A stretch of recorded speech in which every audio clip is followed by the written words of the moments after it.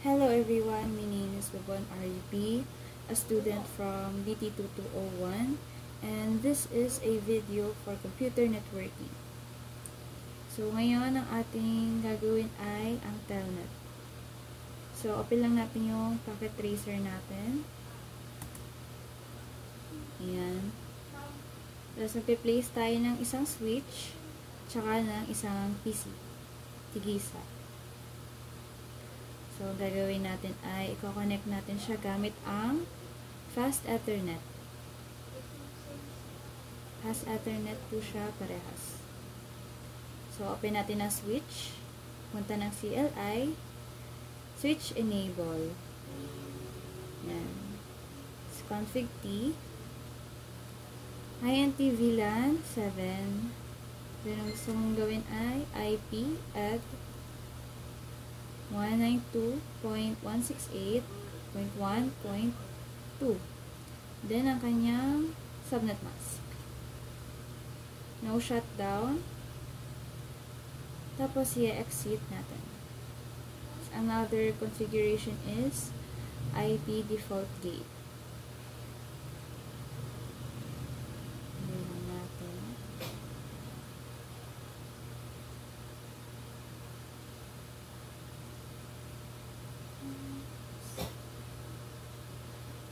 Pagkalagay ng default gateway, lalagay din natin yung IP. Sunod ay interface range. Pass Ethernet 0/1 to 10. Yan. Tapos, switch port. So, bali, ang purpose ni telnet ay remote access, management, at convenience. So, makikita natin dito.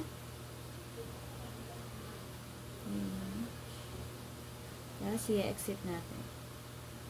Yan. So, bali, ang goal natin sa telnet ay ma-configure yung switch para ma-allow sa telnet access from the PC. So, nakita nyo yung ginagawa ko. Naglagay ako ng password, login, exit, tapos line VTY04, tapos password ulit, login, exit, na-enable password para gumana. Gagamit natin ito mamaya. And punta tayo sa PC. PC desktop, then IP configuration. Lalagay natin ang IP at ang yan. Tapos, i-command prompt natin siya para ma-clarify.